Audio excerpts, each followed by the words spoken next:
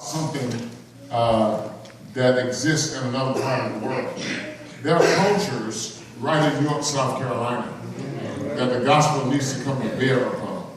There are cultures in our families that have been established. And, we talk about atmospheres, climates, and cultures and behaviors. And sometimes when we see certain behaviors in our families, it's a culture that has been established, that the gospel needs to come to bear upon that culture.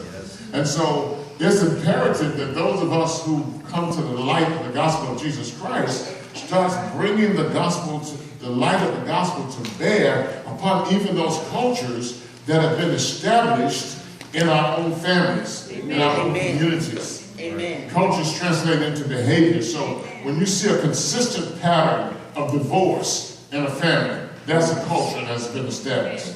When you see a consistent pattern of children being born out of wedlock, that's a culture that has been established.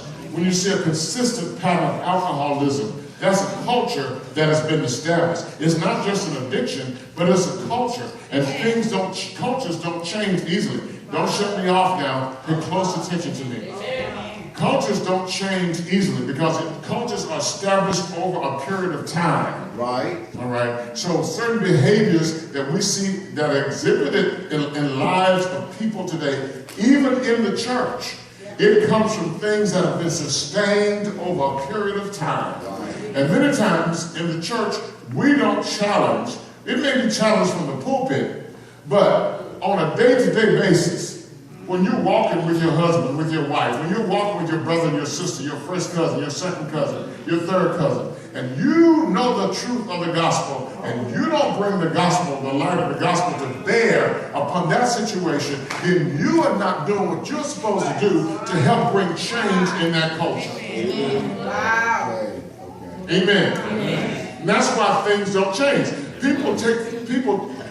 Christians a lot of times take church as a plaything.